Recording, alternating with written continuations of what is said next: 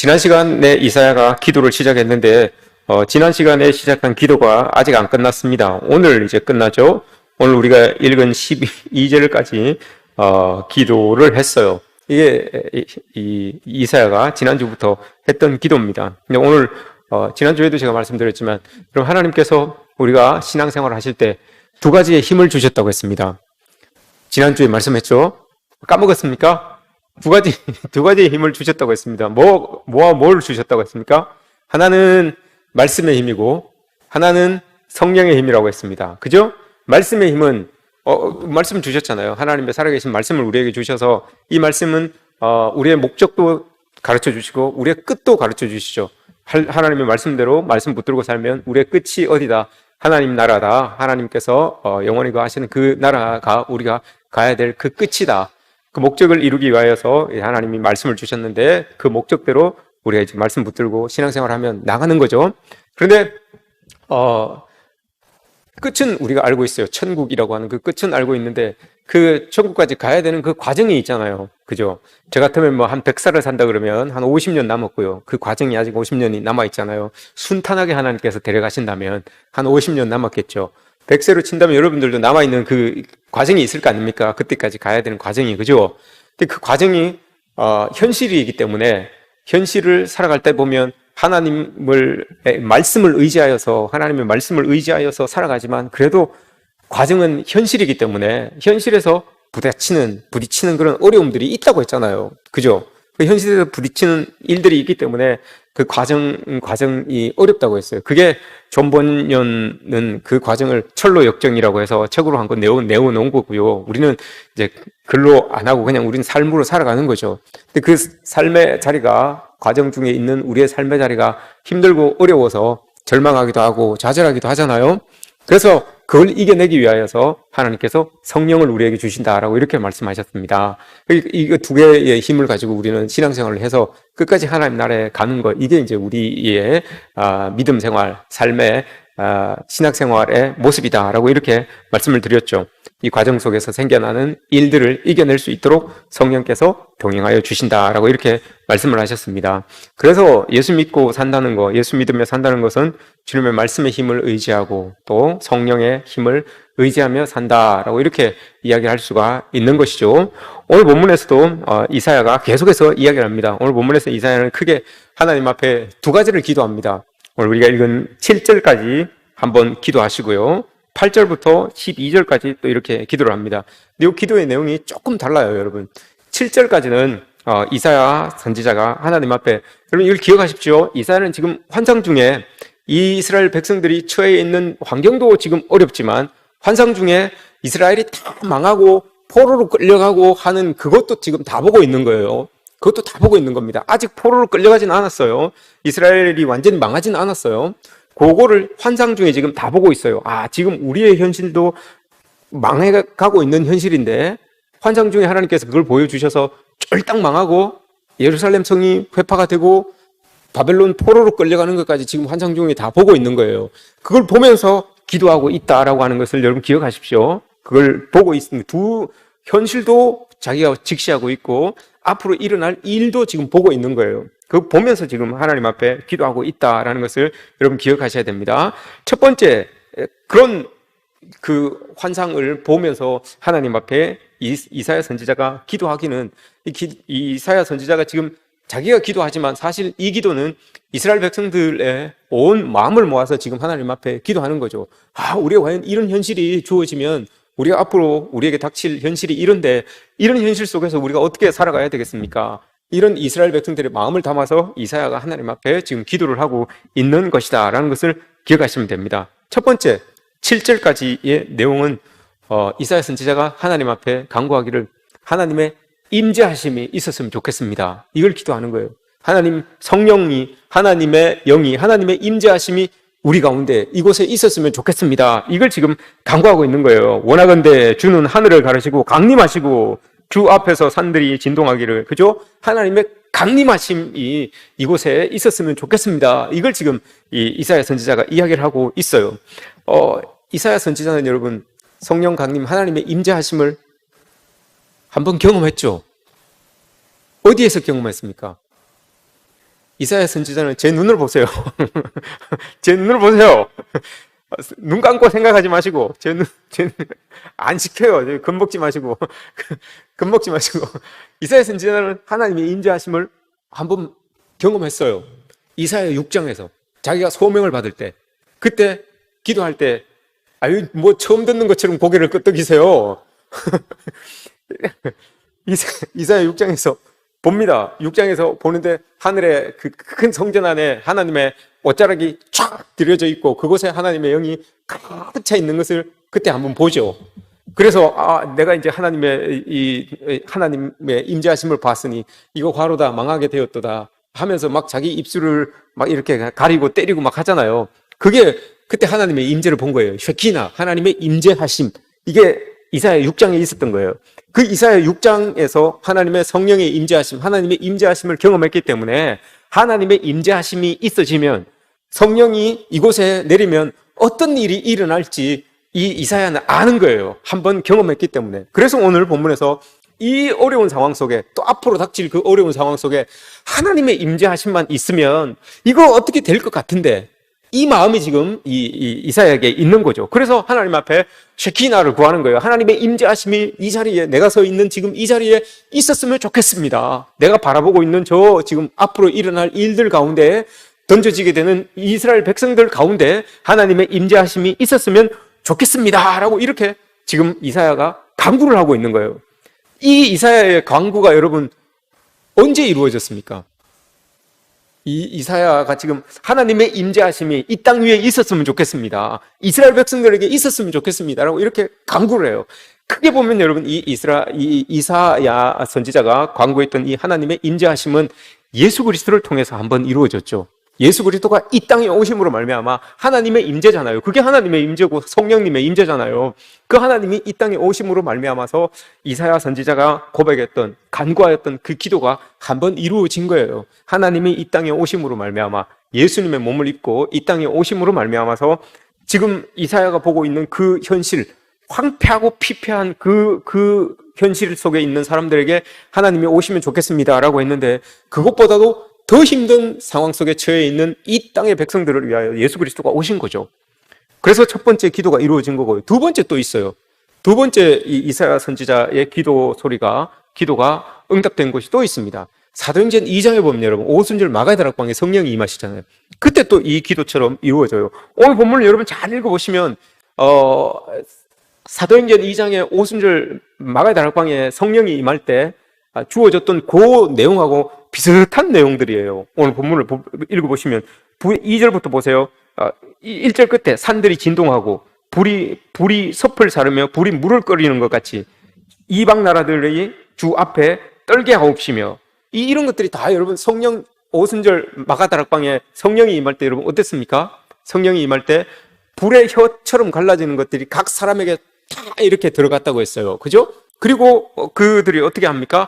여러 나라 말로 이야기를 합니다. 그래서 많은 사람들이 하나님의 복음을 듣게 되죠. 그 앞에서 이방 나라들로, 오늘 말씀에서 주의 이름을 알게 하시며 이방 나라들로 주 앞에서 떨게 하옵소서, 이 말이 사도행전 2장에 그대로 지금 이루어지고 있는 거예요. 하나님의 영이 오시면 이렇게 된다는 것을 이사야는 6장에서 경험해 봤기 때문에 알고 있었던 거예요. 그래서 그 하나님의 영은 그때도 살아계시지만 우리 지금도 살아계실 것이고 앞으로도 살아계실 영이라는 것을 알고 이렇게 기도하는 거죠. 그랬더니 정말 이사야 선지자가 기도했던 그 하나님의 영이, 예수 그리스도의 그 영이 사도행전 2장에 초대교회에 임하게 된 거예요. 이거 지금 이사야가 지금 고백하고 기도하고 있는 겁니다. 3절 4절을 한번 보십시오. 여러분 3절 4절 주께서 강림하실 때 이런 일들이 일어납니다. 이걸 오순절 마가다락방을 여러분 기억하면서 떠올리면서 이걸 한번 읽어보세요. 주께서 강림하사 우리가 생각하지 못한 두려운 일을 행하시던 그때 산들이 주 앞에서 진동하여 싸우니 주 외에는 자기를 앙망하는 자를 위하여 이런 일을 행한 신을 옆부터 들은 자도 없고 귀로 들은 자도 없고 눈으로 본 자도 없었나이다 라고 이렇게 이야기를 합니다. 오순절 성령 강림 사건이 있고 난 다음에 성령을 받은 이 하나님의 제자들이 막 자기에게 주어진 그 일들을 감당하죠. 특별히 베드로와 요한이 이 사람들이 오늘 본문에서 본 것, 옛부터 들은 자도 없고 귀로 들은 자도 없고 눈으로 본 자도 없는 그 일을 해요. 성령이 임하고 나니까, 성령이 임하고 나니까 이런 일을 해요. 그죠? 성전 미문에 앉아있는 그 안전뱅이를 일으키잖아요. 그걸 본 사람도 없어요. 들은 사람도 없고요. 옛적에 이런 일이 있었다고 본 사람도 없고 들은 사람도 없었어요. 그런데 성령이 오셔서 그 성령의 임재하심을 받은 그 사람이 예수 그리스도의 이름으로, 오늘 있잖아요, 주의 이름을 알게 하시며, 2절에서 주의 이름을 알게 하시며, 그 일을 통하여서 성령이 오셔서 그 성령으로 일하는 것을 통하여서 사람들이 예수의 이름을 알게 하신단 말입니다. 그게 사도행전 2장, 3장, 4장에 나오는 그 내용이 오늘 여기에 이렇게 집약되어 있는 내용이에요. 그 내용을 지금 이야기하고 있는 것 아닙니까? 그리고 난 다음에 그렇게 일을 하니까 베드로와 요한이 잡히잖아요. 잡혀가지고 막 혼쭐이 납니다. 혼쭐 나고 난 다음에 또 풀려 나오죠. 사도행전 4장에 보면 풀려 나옵니다. 그리고 난 다음에 이 사람들이 기도를 해요. 이 사람들이 기도를 하는데 하나님 앞에 기도를 쭉 하고 나서 제일 그 끝에 보시면 이 사람들이 어떤 기도를 하는가 하면, 하나님의 영을 입은 우리가 하나님 앞에 이제 기도를 하는데 어떤 기도를 하는가 하면 성령을 덧입어서 하나님 앞에 우리가 기도할 때 세상에 있지 않았던 일들이 우리를 통하여서 좀 있었으면 좋겠습니다. 그러면서 낫지 못했던 자들이 낫고 일어서고 또 갇혀 있던 자들이 좀 풀려나고 이런 일들이 있었으면 좋겠습니다 라고 이렇게 하나님께 기도해요. 그랬더니 정말 그 기도 끝에 땅이 진동하고 그런 일들이 일어나게 되는 것을 사도행전 4장 끄트머리에서 그걸 고백하고 있어요. 그걸 이야기해주고 있어요. 성령이 임하시면, 이사야도 성령이 임하고 나니까 성령이 임한 사람이 이렇게 성령의 능력을 덧입으면 이런 일을 할 수 있습니다 라고 지금 이야기를 하는 것이고, 사도행전 4장에서도 성령을 덧입은 베드로와 요한 이외의 다른 사람들도 성령을 덧입으면 이런 일을 할 수 있습니다 라고 하면서 이야기하는 그 내용이 오늘 요 내용하고 비슷해요. 둘이 성령을 덧입으면 우리가 이런 일, 하나님의 능력을 가지고 이런 일을 할 수 있구나, 하나님이 도와주시면 이런 일들이 가능하구나 라고 하면서 그렇게 기도를 해요. 이사야도 마찬가지고요. 이사야도 지금 그렇게 이야기를 하고, 사도행전 4장에서도 성령을 덧입는 사람들이 그렇게 이야기를 해요. 그렇게 기도를 하는 거죠. 그러니 이게 맞구나, 성령을 덧입으면, 하나님의 능력을 덧입으면 성령께서 이런 일들을 해주시는구나 라는 것을 우리가 알 수 있는 거죠. 그래서 지금 이사야는 아무것도 없는 피폐해진 이 공간 속에 하나님이 오시면 저들을 다시 세우시고 회복시킬 수 있다는 것을 알고는 하나님의 성령의 임재하심이 이곳에 있었으면 좋겠습니다 라고 이렇게 하나님께 기도하고 있는 거예요. 이 성령의 임재하심이 있으면 이 모든 것들이 다 회복될 수 있으니까 성령이 하나님의 임재하심이 이곳에 있었으면 좋겠습니다 라고 이렇게 말하는 겁니다. 이런 일들을 놓고 이사야는 지금 하나님 앞에 하나님의 강림이 이곳에 꼭 있었으면 좋겠습니다 라고 이렇게 간청을 하는 거예요. 여러분, 우리에게 그리스도의 임재가, 하나님의 성령의 임재하심이, 하나님의 임재하심이 왜 필요합니까? 그런 큰 일들을 하기 위해서 여러분 우리가 필요합니까? 우리도 베드로와 요한처럼 막 안전뱅이를 일으키고 죽은 자를 살리고 막 이렇게 하려고 성령의 임재하심이 우리에게 필요한 걸까요? 이사야 선지자가 지금 그것 때문에 성령의 임재하심을 이야기하는 걸까요? 이 황폐한 땅에 하나님이 오시면 이게 다 회복될 것 같습니다. 충분히 회복됩니다. 이것 가지고 지금 이야기하는 거잖아요. 근데 단지 그것만 가지고 이사야가 하나님의 임재하심을 위해서 기도했을까요? 아니에요. 하나님의 임재하심이 필요했던 이유를 5절, 6절, 7절에서 이야기하고 있어요. 5절, 6절, 7절. 첫 번째, 왜 필요하냐? 성령의 임재하심이, 하나님의 임재하심이 왜 필요하냐? 우리가 첫 번째 5절에서 이야기합니다. 첫 번째는 우리가 범죄하였기 때문에 그렇습니다. 이렇게 이야기를 해요. 우리가 범죄하였기 때문에 그렇습니다. 5절 말씀을 보세요. 우리가 중간 부분에 우리가 범죄함으로 주께서 진노하셨사오며, 그죠? 범죄로 인하여서 진노하였기에 이 황폐함이 주어졌다는 걸 이사야는 알아요. 그래서 성령의 임재하심이 있어야지만, 우리가 죄를 지었기 때문에 범죄하였기 때문에 하나님의 성령의 임재하심이 있어야지만 이게 회복될 수 있습니다 라고 이렇게 지금 고백을 하고 있는 겁니다. 그래서 성령 강림이 필요한 거죠. 두 번째 성령 강림이 필요한 이유가 있습니다. 6절이죠. 우리가 다 부정하기 때문에 그렇습니다. 부정하기 때문에 하나님께서 우리에게 오셔서 하나님의 의로 우리를 덧입혀줘야 돼요. 부정하기 때문에 여러분 뒤에 보시면 우리의 의는 다 더러운 옷 같으며, 그죠? 옷 같으며 라고, 이렇게 더러운 옷 같으며 라고 이렇게 이야기를 합니다. 부정한데 그걸 모르고 자꾸 우리의 의로 하나님 앞에 더 가까이 가려고, 우리의 의로 하나님이 목표해 주신 그 천국 가려고 자꾸 이렇게 의를 쌓는데 이사야 선지자가 보기에는 그게 더러운 옷 같대요. 더러운 옷은 여러분 냄새가 많이 나죠. 차라리 벗어버리는 게 나아요. 그런데 이 사람들은, 이 이스라엘 백성들은 자꾸 자기들의 의가 여러분 그걸로 하나님 나라, 하나님을 기쁘게 해줄 줄 알고 하나님 나라를 갈 줄 알고 그걸 자꾸 덧입는 거죠. 더러운 옷처럼 자꾸 덧입는 거예요. 근데 하나님이 원하시는 건 그 다 차라리 더러운 옷이면 다 벗어버려라. 차라리 그게 낫다 이거죠. 그걸 이야기하고 있는 거예요. 그런데도 계속 옷을 입잖아요. 그 뒤에 뭐라고 합니까? 그 더러운 옷을 자꾸 입는데 그게 다 잎사귀 같이 시들어 버릴 거다라고 이렇게 이야기를 합니다. 우리가 하나하나 쌓아서 내 의로 이렇게 쌓는 그런 것들, 이건 다 하나님 나라에 갈 수 없는 것들이에요. 다 시들어 버리는 잎사귀 같은 것이다라고 이렇게 말씀하시잖아요. 다 말라 비틀어집니다. 그래서 그걸로 천국 가는 게 아니잖아요.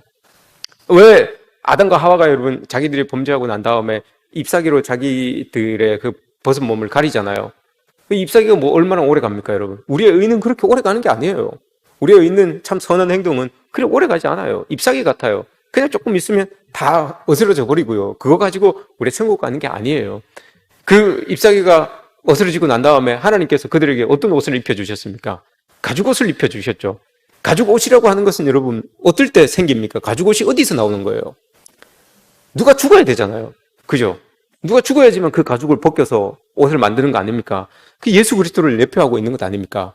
예수 그리스도가 돌아가셔서 십자가에 돌아가심으로 말미암아 그 보혈로 말미암아 우리의 죄가 가려지고 허물이 가려진다는 것을 그 아담과 하와를 가려줬던 그 가죽옷으로 지금 보여주고 있는 것 아닙니까?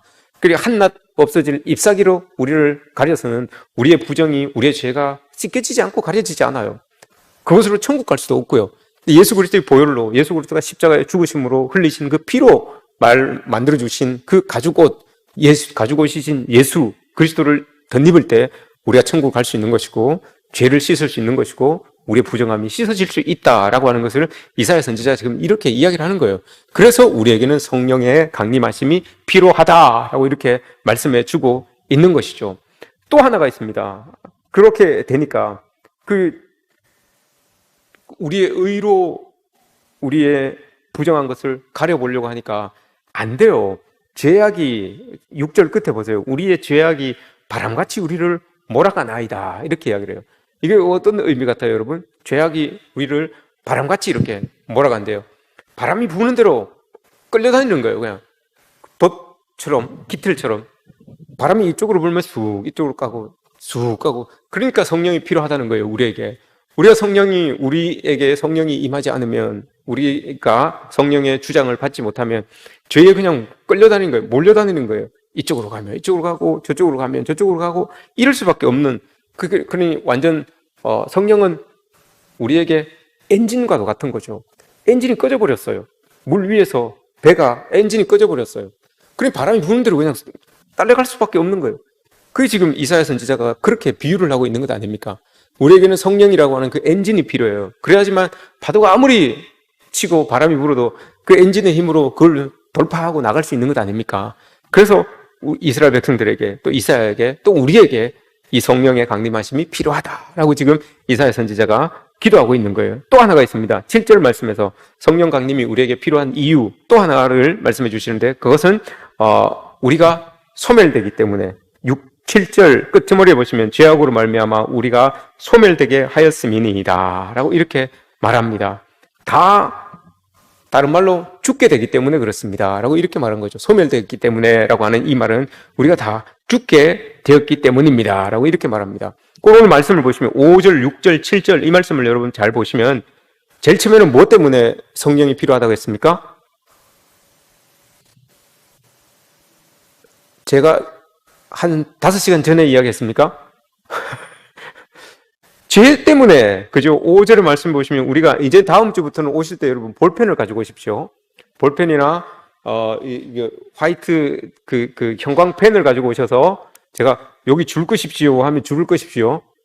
이제 그렇게 해야 되겠어요. 이제 수요일 날은 좀 그렇게 해야 되겠어요. 예, 5절에 연필 있는 분들은 5절에 우리가 범죄함으로 거기 줄을 것입시오. 6절에 여러분 밑에 보시면 부정한 자 같아서 거기도 줄을 그시고요. 7절을 보시면 제일 끝에 소멸되게 하였습니다. 이렇게 줄을 끄세요. 그리고 그 옆에 공백에다가 성령의 임재가 필요한 이유 이렇게 딱 적어 놓으십시오. 그렇게 하시면 되잖아요. 그죠?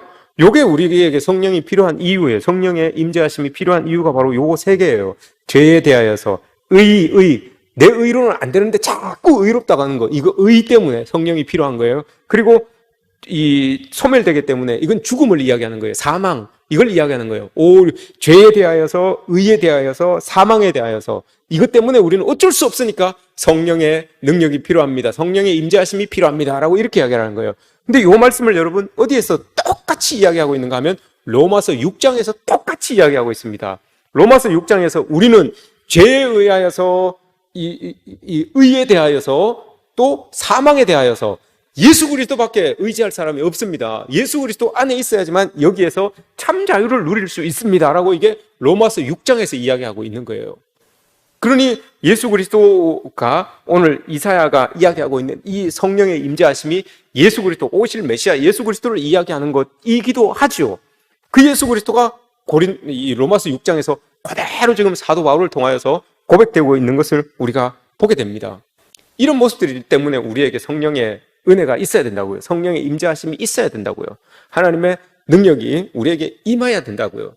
죄 때문에 죽을 수밖에 없지만 자꾸 우리의 의를 드러내려고 하는 그 모습 때문에 자유하지 못해요. 그렇지만 또 죽음, 사망, 우리를 끌고 들어가는 그 사망 때문에 우리에게는 성령의 강림하심, 하나님의 임재하심, 예수 그리스도의 우리에게 오심이 꼭 필요하다는 거예요. 그래야지만 그 세계에서 우리가 참 자유를 얻을 수 있다라고 이렇게 이야기를 하는 거죠. 그렇게 되면 여러분 황폐한 이 공간도 괜찮아요. 아무리 황폐한 곳에 있을지라도 죄에 대하여서, 의에 대하여서, 죽음에 대하여서 자유를 얻으면 그럼 그 모든 것들을 다 환경을 이겨내면서 나갈 수 있기 때문에 이사야 선지자가 그렇게 우리에게 성령이 필요합니다 라고 이렇게 고백하는 것 아니겠습니까? 그리고 8절부터 12절 말씀은 또 다른 걸 이야기를 하세요. 또 다른 걸 이야기하는데 이건 성령께서 우리에게 오시고 난 다음에 있어질 일이에요. 성령께서 우리에게 딱 오시면 여러분 제일 처음에 일어나는 반응이 여러분 뭐겠습니까? 성령께서 우리에게 딱 오시면 제일 처음에 일어나는 반응이 주권이 회복되는 거예요. 주권. 성령이 우리에게 오시면 하나님이 우리를 다스린다라고 하는 이 고백이 나오는 거예요. 이제는 하나님이 우리에게 오시면 여러분 우리 마음대로 못 살아요. 우리 뜻대로 못 살고요. 내 마음대로 내 인생은 나의 것, 이거 안 돼요. 이제는 내 인생은 나의 것이 아니라 하나님께 맡겨지는 그런 인생이에요. 그래서 오늘 본문에 본문을 보시면 진흙이 나오는 이유가 그거예요. 나는 진흙이고 이 진흙이 토기장이인 하나님의 손에 맡겨져 있는 인생을 살아가는 사람이 바로 나다. 성령이 임하면 하나님의 주권이 나에게 이제 탁 이렇게 임하게 되는 거예요. 그래서 내 뜻대로 내 마음대로 되는 게 아니고 성령께서 주장하시는 대로 이끌려 다니게 되는 그런 인생이 된다는 것을 오늘 말씀이 보여주고 있는 겁니다. 천국은 그래서 여러분 죽어서 가는 그곳도 있지만 하나님의 통치하심, 하나님의 주권이 있는 그곳은 지옥일지라도 그것이 천국일 수가 있어요. 그죠? 아무리 어렵고 힘든 상황 속일지라도 하나님의 주권이 나를 다스리고 계시는구나, 하나님이 나를 통치하고 계시는구나, 그게 느껴지면 그럼 그것이 천국일 수가 있는 거예요. 그래서 사도 바울이 빌립보서 3장에서 이야기하잖아요. 우리가 이 땅을 버타고 살아가지만 우리의 시민권은 하늘에 있다라고 이렇게 이야기를 하잖아요. 이 땅에서 내가 아무리 우겨싸움을 사방팔방으로 우겨싸임을 당하여도 하늘에 하나님이 나를 주장하고 계시기 때문에 내 시민권은 하늘에 있다라고 이렇게 말씀하세요. 우리의 고백이 되었으면 좋겠습니다. 여러분들의 삶이 공고하고 힘들고 어려워도 내 시민권은 하늘에 있다. 내가 아무리 어렵고 힘든 삶을 살아도 하나님이 나를 다스려 주시기 때문에 언젠간 나는 하늘나라에 가서 하나님 시민으로 그렇게 살 것이다 라는 이런 믿음이 여러분들 모두에게 있으시기를 축복합니다. 이사야가 그렇게 이야기를 한 거예요. 지금 나라가 망하고 성전도 다 황폐하고 그런 백성들 앞에서 하나님 앞에 간구하는 거예요. 하나님께서 나를 주장해 주시면 이 황폐한 땅, 이 망해버린 이 땅 속에서도 우리의 시민권이 하늘에 있기 때문에 하나님에게 속해 있기 때문에 괜찮습니다. 그러니 먼저는 성령께서 우리에게 강림하여 주시고 그리고 그 강림하시고 난 다음에 우리를 완전히 주장하여 주십시오. 우리 속에서 하나님의 주권이 고백될 수 있도록 우리를 주장해 주십시오 라고 이렇게 바라는 거예요. 그래서 오늘 본문 말씀에서 이야기하는 게 우리는 8절에서 우리는 진흙이요 주는 토기장이시니 우리는 다 주의 손으로 지으신 것입니다 라고 이렇게 말하는 이유가 그거잖아요. 그리고 그 9절 끝에도 우리는 다 주의 백성입니다. 이걸 또 고백하잖아요. 하나님의 주권이 우리에게 있으면, 하나님이 우리를 다스려 주시면 이 모든 것들 다 넉넉히 이겨낼 수 있습니다 라고 이렇게 말하는 거예요. 이 성령께서 우리를 다스려 주시면 여러분, 우리에게 이런 일들이 일어납니다. 여러분들 어떠십니까? 여러분들 마음속에 하나님의 임재하심이 있어서 하나님의 주권적으로 다스리심이 여러분들의 삶 속에서 어떻게 좀 느껴지십니까, 여러분? 하나님이 나를 그래도 내가 참 못났지만, 내가 참 어렵고 힘든 인생이지만 하나님이 나를 좀 이렇게 그래도 이끌어 가시는구나, 하나님이 나를 도우시는구나, 이런 것들을 여러분 좀 느끼십니까? 이 고백이 있으면 돼요. 하나님, 내가 하나님 앞에 맡겨진 진흙덩어리입니다. 하나님이 나의 주인이십니다. 오늘 이야기한 것처럼, 이사야가 이야기한 것처럼 우리는 다 주의 손으로 지어진 자입니다 라고 이렇게 고백할 수 있으면, 내 안에 그래도 성령이 계시는구나, 성령이 나를 이끌어 가시는구나, 이걸 느끼고 있는 거예요. 그렇지 않고는 여러분, 우리가 이걸 고백할 수가 없어요. 그래도 이걸 고백할 수 있다는 것은 내 안에 아직까지 성령께서 살아 계시는구나 라고 이렇게 우리가 생각하시면 되는 겁니다. 그리고 난 다음에 10절, 11절, 12절은 자기 이제 현실을 보여주는 거예요. 그 성령, 주권자이신 성령 앞에 자기의 모습들을 보여주는 거예요. 하나님 보십시오. 하나님이 이제 주권자이시니까 내가 주권자이신 하나님 앞에 내 모든 것들을, 내가 처해 있는 지금 형편을 다 보여드립니다 라고 하면서 보여주는 거예요. 그 환상 중에 하나님께 다 보여주는 거예요. 뭘 보여줍니까, 여러분? 보세요. 주의 거룩한 성읍들이 광야가 되어버렸습니다. 이스라엘이 망했으니까요. 이스라엘이 망한 걸 자기가 보고 있으니까요. 이스라엘이 망했으니까요. 시온이 광야가 되었습니다. 예루살렘이 황폐해졌습니다. 우리 조상들이 주님을 찬송하고 거룩하게 했던 저 성전이 다 불타버렸습니다. 우리가 즐거워 춤추며 찬양하던 그곳이 다 황폐해져 버렸습니다. 여호와여, 일이 이런데 주님 어떻게 가만히 계시겠습니까? 아직까지 우리를 도와주지 않으시겠습니까? 잠잠하시겠습니까? 가만히 계시겠습니까? 너무 괴롭습니다. 이렇게 이사야가 고백하는 거예요. 맞죠, 여러분? 성전도 불타버리고 없고, 하나님 앞에 예배하는 공간도 없어져 버리고, 찬양하던 그 즐거움도 다 사라져 버리고, 막 모여서 막 즐겁게 하나님께 영광을 돌리던 그 모습들도 다 없어져 버리고 너무 괴로운 거예요. 그 모습을 하나님 계속 그냥 가만히 보고 계실 겁니까? 언제까지 하나님 잠잠히 계실 겁니까? 이걸 하나님 앞에 이렇게 다 보여주는 거예요. 다 보여주는 거예요. 성령을 받으면 여러분 이렇게 다 보여줄 수밖에 없어요. 이게 또 성령께서 하시는 일 아닙니까?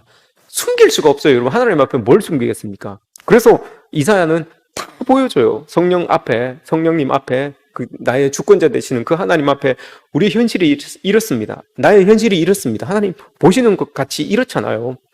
보시는 대로 그대로입니다. 성전도 다 무너지고 그곳에서 예배도 못 드리고 찬양도 못 드리고 그 예배 못 드리고 찬양 못 드리고 하니 우리의 삶이, 하나님의 백성들의 삶이 이렇게 피폐하고 한데 하나님 부르짖기는 하나님 앞에 하나님 언제까지 우리를 이렇게 두실 겁니까? 라고 이렇게 부르짖기는 한데 마음속에 원은 빨리 하나님이 좀 우리에게 성령으로 임하여 주셔서 우리를 다스려 주셨으면 좋겠는데 그게 지금 일어나지 않고 있으니 우리가 어찌하면 좋겠습니까? 이걸 지금 하나님 앞에 다 드러내놓고 이야기하는 것 아니겠습니까? 숨김없이 그냥 하나님 앞에 다 이야기하는 거예요. 죄의 속성이 여러분 숨김입니다. 죄의 속성은 자꾸 숨기려고 해요. 죄를 이렇게 짓게 되면 자꾸 숨기려고 해요. 아담과 하와가 여러분 하나님 앞에 죄를 짓고 난 다음에 어떻게 했습니까? 하나님이 찾을 때에 숨었잖아요. 자꾸 숨어요. 아간이 여러분 어떻게 했습니까? 아간이 하나님의 좋은 그 물건들을 자기가 가지고 와서 땅 파갖고 거기다 숨겼잖아요. 아나니아와 삽비라가 여러분 어떻습니까? 자기들이 판 그 밭의 값의 일부를 또 숨겨요. 그죠? 하나님과 성령을 속이고 숨깁니다. 다, 그러고 보니까 이 사람들 다 아자로 시작하네, 이름이.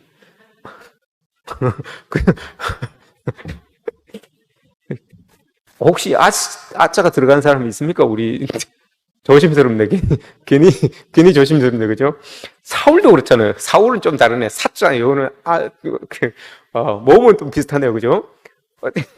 사울도 그랬잖아요. 사울도 사무엘상 15장에 보면 아말렉하고 싸우고 난 다음에 하나님이 싹 다 진멸하라고 그랬잖아요. 근데 보니까 좋은 게 너무 많은 거예요. 좋은 게 너무 많아서 이렇게 챙기잖아요. 챙기고 하찮고 보잘것없는 것들은 싹 다 죽이고 보기에 좀 좋은 것들은 다 이렇게 챙깁니다. 근데 좋은 것들이 이렇게 챙겨놨는데 이기고 쑥 돌아오는데 분명히 하나님께서 다 진멸하고 돌아오라고 그랬는데 들어오는데 뭐 소울음 소리가 나고 양울음 소리가 이렇게 들리는 거예요. 그래서 사무엘이 묻잖아요. 이 소울음 소리는 뭡니까? 라고 이렇게 물어봐요. 이 소울음 소리는 뭡니까? 이 염소 울음 소리는 뭡니까? 라고 이렇게 물어보잖아요. 사울한테 그죠? 그랬더니 사울이 뭐라고 합니까? 가장 좋은 것을 선별하여서 하나님 앞에 제물 드리려고 가지고 왔어요. 이렇게 이야기를 하잖아요. 그 말이 여러분 왜 나왔습니까? 사무엘상 15장 16장을 읽어보시면 마음을 숨기려고 이게 사무엘상 15장 16장에 나오는 거예요. 죄는 여러분 자꾸 숨기려고 해요. 그러나 성령이 우리에게 들어오시면 성령의 통치하심 아래 있으면 여러분 다 드러내요.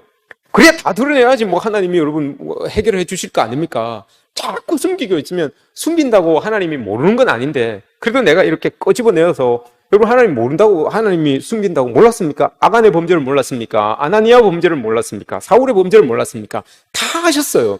근데 스스로 끄집어내기를 하나님 원하시는 것 아닙니까? 근데 죄는 자꾸 우리 눈을 가려서 여러분 내가 가리면 하나님 못 보시겠지. 이게 죄의 특성이에요. 하나님 다 아신단 말입니다. 그래서 이사야 선지자도 자기의 현실을 하나님 앞에 다 쏟아내 보여주는 거예요. 하나님 우리 현실이 이러니까 하나님 보시는 대로 도와주십시오. 보시는 대로 하나님께서 개입해 주셔서 회복시켜 주십시오. 이렇게 지금 기도하고 있는 것 아닙니까? 이렇게 해야 된다는 거죠. 우리 숨길 게 없어요, 여러분. 하나님 앞에 숨길 게 없어요. 다 이렇게 드러내 놓으면 돼요. 사울이 그렇게 이제 하나님 앞에 마음을 숨기려고 그렇게 일을 하죠. 그리고 난 다음에 바로 여러분 사무엘상 16장에 보시면 하나님께서 후회하시잖아요. 사울을 왕 세운 걸 후회하시잖아요. 그리고 난 다음에 여러분 어떤 일이 일어나는지 아세요? 성령이 떠나가요. 여호와의 영이 떠나가요. 사울에게서. 그리고 성령의 하나님의 여호와의 영이 떠나가고 난 다음에 그 안에 하나님이 부리시는 악신이 들어갑니다. 악신이 들어가서 이 사울을 꼭 붙들어요. 그게 사무엘상 16장 14절의 내용이에요. 14절 이하에 보시면 그 내용이에요. 다윗이 여러분 하나님 앞에 범죄를 하고 난 다음에 시편 51편을 보면 하나님 앞에 눈물로 회개를 하고 고백을 해요. 그리고 기도의 제일 끝에 제일 간절하게 강조해서 기도하는 내용이 하나가 나와요. 그게 여러분 뭐였을 것 같습니까? 다윗이 하나님 앞에 범죄하고 난 다음에 기도를 하는데 너무너무 침상을 띄웁니다. 눈물로 침상을 띄웁니다. 그만큼 간절하게 기도를 했죠. 회개 기도를 했죠. 그리고 나서 기도하는 게 있어요. 제일 중요하게 기도하는 게 있어요. 주님의 성령을 내게서 거두지 마십시오. 이걸 기도해요. 주님의 성령을 내게서 거두지 마십시오. 왜 여러분 다윗이 그걸 기도했을까요? 다윗은 여러분 사울 옆에 있으면서 하나님의 영이 떠나가면 어떻게 변화된다는지를 보고 안 거예요. 다윗이 그 옆에 있었거든요. 그래서 악신이 들 때마다 다윗이 들어가서 수금 쳐주고 기타 쳐주고 이렇게 했어요. 권용현 집사님처럼 기타 쳐주고 같이 찬양합시다라고 해가지고 그랬단 말입니다. 그랬어요. 이 다윗이 하나님의 영이 쑥 빠져나간 사울을 보니까 완전 딴 사람이 된 거예요. 그래서 여러분 사무엘상 16장 이하부터 보면 17장부터 보시면 사울이 사울의 역할을 못해요. 왕인데 왕의 역할을 못해요. 그리고 17장을 지나고 나면 다윗을 쫓아서 광야로 다니면서 다윗을 죽이려고 쫓아다니잖아요. 근데 여러분 성경학자들은 다윗을 쫓아서 광야를 다닌 게 아니라 광인으로서의 성령이 떠난 사람이 광인으로서 헤매는 모습을 지금 사울이 보여주고 있다. 이렇게 이야기를 하는 거예요. 하나님의 영이 쑥 들어와 버리고 악령이 여러분 그 안에 쑥 들어와 버리니까 다윗은 다윗으로서의 역할을 못해요. 왕으로서의 역할을 못하고 그냥 아까 이야기한 것처럼 바람에 따라서 움직여지는 것처럼 그렇게밖에 삶을 살지 못하는 그런 사울의 모습이 보여졌던 거예요. 그래서 다윗이 자기는 그걸 알고 있기 때문에 하나님의 영이 떠나간 사람의 모습이 얼마나 엉망이 된다는 걸 알고 있었기 때문에 진실로 하나님 앞에 구하기를 주님의 성령을 거두지 말아 가십시오. 성령을 거두지 마십시오라고 이렇게 간절히 하나님 앞에 기도했던 모습이 나오는 거죠. 이걸 안 거예요. 다윗은 이걸 안 거예요. 그래서 여러분 다윗은 늘 이걸 알고 하나님 앞에 기도했기 때문에 하나님께서 다윗을 향하여서 말하기를 다윗이 하나님 보시기에 하나님의 마음에 합한 자다라고 이렇게 고백해 주셨던 것 아니겠습니까? 오늘 이사야 선지자가 우리를 위하여서 기도하는 게 그거예요, 여러분. 우리에게도 이 성령이 필요하다고요. 성령이 여러분 쑥 빠져나가거나 없는 사람들에게 일어날 수 있는 이 일이 사울을 통해서 우리에게 보여지는 거예요. 갑작스럽게 여러분 변해서 막 다윗에게 창을 던지기도 하고 막 그러잖아요, 그죠? 왕으로서의 역할을 감당치 못해요. 그 자리에 있어야 되는 그 자리를 감당치 못해요.